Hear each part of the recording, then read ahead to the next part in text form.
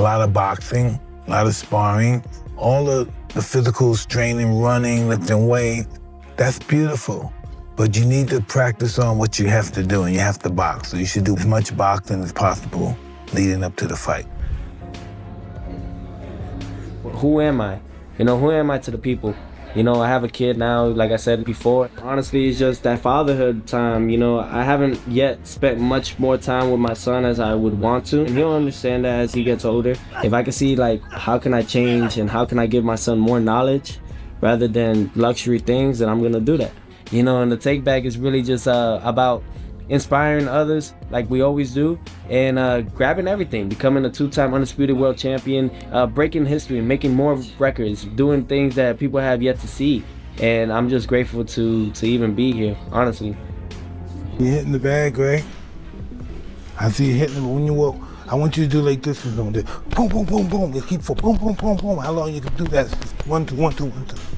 A combination, boom, like punch, boom, boom, boom, boom, boom. And of course, hard work pays off. So this is where it shows. And yeah, man, I think that's the hardest part, though, is taking it all in. I think that's the hardest part, taking it all in. Because I want more. I'm not happy. I'm not satisfied yet. I need more. What else more you want? Is more boxing can give you? I need to put my foot in their neck, Mike. Oh, you want to hurt people? I want to hurt them. That's a good one. You know what? You know what I love about you, Mike? Is that right there. You always wanted your foot on their neck. Yeah. And I love that because it's the best feeling, man. That's what the believe it or not, that's what the people want. Yeah, of course. People. Have you ever had that feeling where boxing suddenly looks like a chessboard and everyone involved is making tiny moves to win? Not just the fight, but the narrative too? That's exactly the energy right now. The viral clip showed one clear thing. Mike Tyson pulling up to Teofimo Lopez's camp, running drills, and even giving Lopez a taste of those old school peekaboo fundamentals.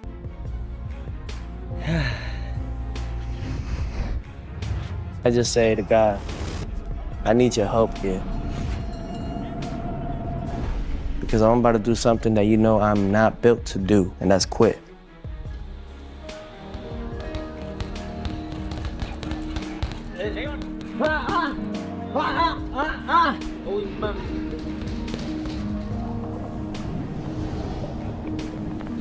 When you watch the footage, you know exactly what that means. Iron Mike coaching reflexes, slip and counter drills, and carrying that unmistakable aura of someone who's been to the absolute top. This isn't just a cameo. These clips have been shared and reshared across social media, painting a clear picture of Tyson, lending real experience to Lopez's preparation.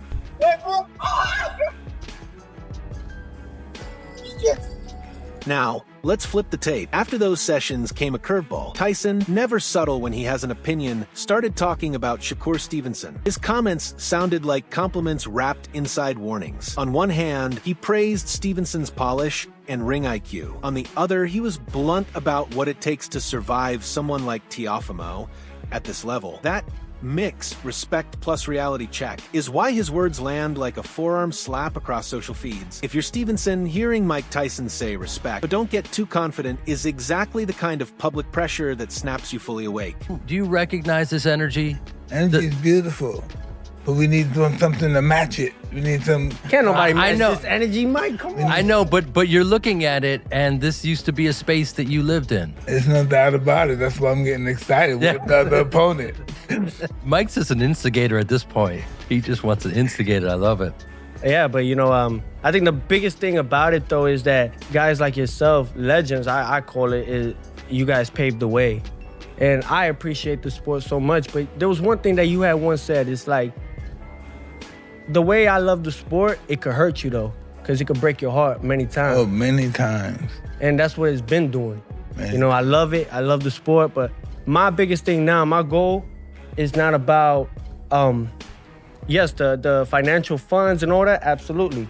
Get paid, we risk our lives. But the whole thing is about making the fights happen. Let's be real.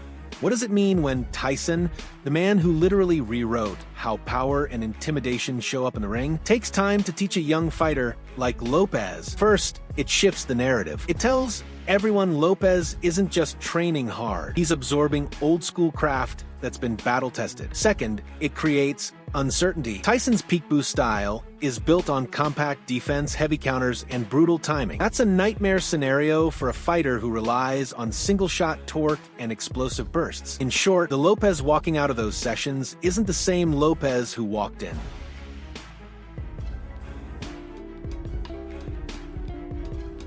So, where does Stevenson fit into all of this? If you're a narrative-loving fan, you see a delicious triangle. Stevenson, the slick defensive maestro. Lopez, the confident explosive puncher. And Tyson, the wild card mentor quietly sharpening Lopez's tools. Tyson's comments, equal parts praise and caution, do two things. They validate Stevenson's skill, and they hint that Lopez may approach the fight differently than expected. That psychological nudge matters, because in big fights, momentum often starts with what fighters believe about each other before the bell even rings. The further you pull your hand back, the harder you punch, but it's not. Punching comes with relaxation, real good pinpoint accuracy punching. You can hit a guy with a pop, boom. Let's talk specifics, the meat and potatoes of how Tyson's involvement could impact the matchup. Shakur's greatest gifts are distance control, head movement, and an almost surgical ability to turn defense into offense. He's like a watchmaker in the ring, making micro adjustments, mastering timing, and exploiting white space with precision. Yeah, pop up through and have a big life.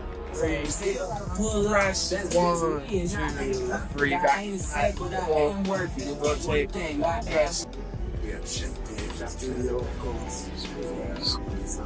Yes, sir. Yes. Last 3 here. Lopez, by contrast, is more like a wrecking ball with a map. Explosive, confident, and capable of ending rounds with one perfect sequence. Tyson's peekaboo isn't about making a fighter look prettier. It's about making ugliness brutally efficient. Compact guard, educated bobbing, and perfectly timed counters. If Lopez absorbs even a portion of that, he can close distance while reducing risk. That's a serious problem for anyone trying to keep a fight clean and pretty. Before, he knows the in and out about fighting, and it's just that we had to transfer that because he's using his legs and elbows and everything, grabbing. So we kind of, I don't know, did a new foundation and made him more elusive. You know, made him more elusive. He builds his punches with just bad intentions, and I used to believe. Now, let's get tactical. Imagine Stevenson's ideal game plan. Control range, pop the jab, pick angles, and frustrate Lopez until he overcommits. That plan relies on Lopez making mistakes born from impatience. But now imagine Lopez with tighter head movement and sudden compact counters. Suddenly, Stevenson may not get all the space he wants. Tyson's coaching isn't a guarantee. No one's saying Lopez turns into Sugar Ray overnight. But it could erase a chunk of Stevenson's free space and force him into explosive counters or scrappy exchanges he'd rather avoid. That's what makes Mike's cautionary words more than bravado. They're a reminder the chess match isn't finished. You can't go out there toe-to-toe slugging. You gotta cut him off, chase him. Cut the ring off. Yeah. I think he's got good footwork. He has good speed, too. Zooming out to the human side, Tyson's caution towards Stevenson is also a media masterstroke. Iron Mike warns, young champion fuels headlines, fans, analysts, and the fighters themselves. It's not malicious, it's boxing. Veterans poke at younger stars because it sells fights and sharpens minds. If Stevenson sees this online, he has two options. Let it sharpen him or let it distract him. Champions usually turn noise into fuel. Extra reps, tighter focus, smarter sparring. History shows us great fighters use doubt to add detail to preparation, not derail it.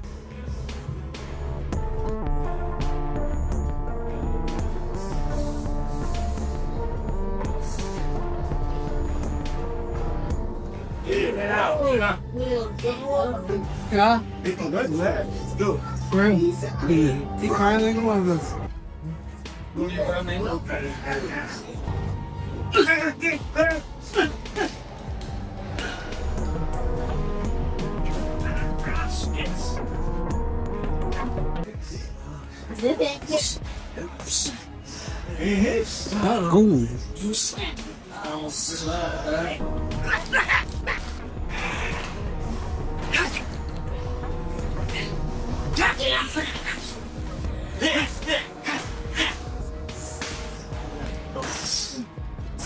have to drop the heavy up. You look.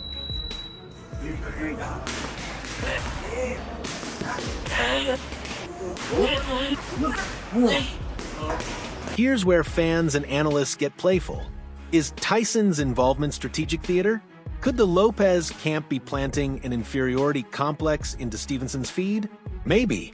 Boxing is as psychological as it is physical. A viral clip of Tyson whispering technical secrets into Lopez's ear is pure theater, and it forces a response, publicly or privately. And every response reveals strategy. Do they leak sparring footage?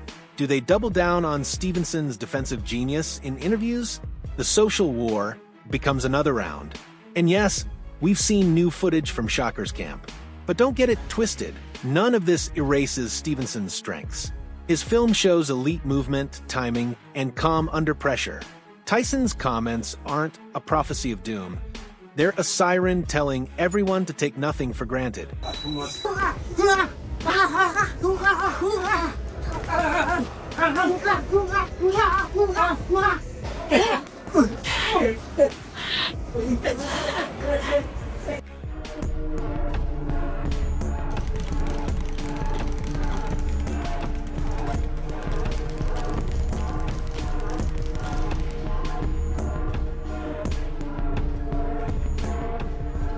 Tom, you got a time limit. January 31st. Cool gonna beat your. Yeah, put that in there. Loosen up a little bit. Shadow boxing, get some sparring. Maybe about 8 to 10 rounds. And everybody talking about Teo gonna win. Y'all all know that he gonna lose, bro.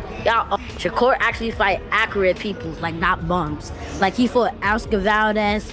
Tank pulled out the fight because he's scared. Ryan Garcia's scared. Like, they all scared. Even Devin Haney. Shakur gonna stop him. This easy. That's so easy. Y'all already know the question. Shakur on top. Got it. 1 foot.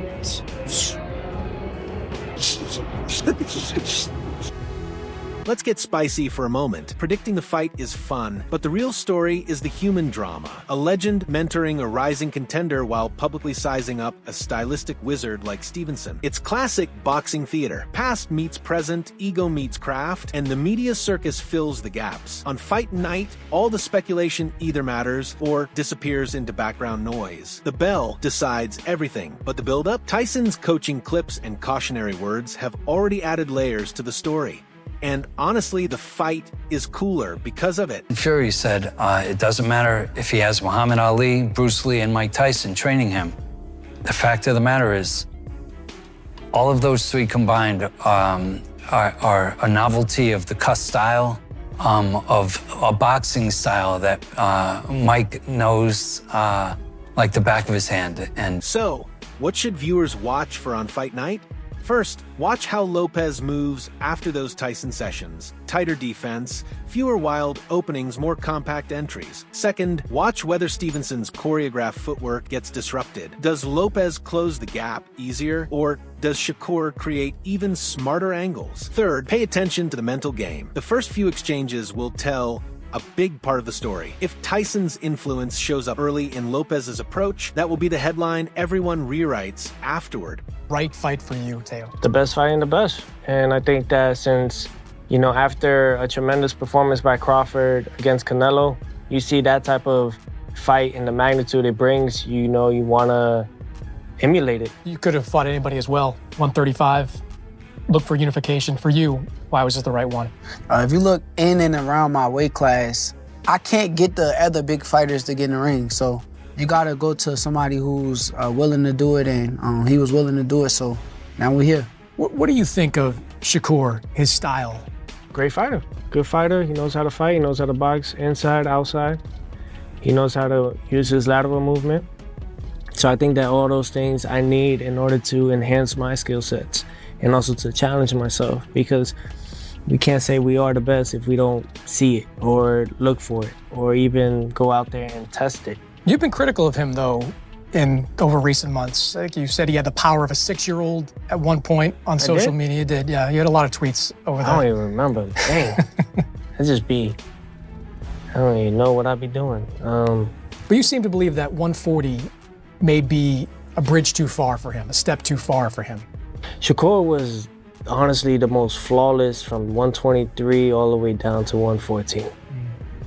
Since then, he's had his shares of victories. I think 135 was his top tier. 140, I think we just gotta wait and see. You know what I mean? And for him.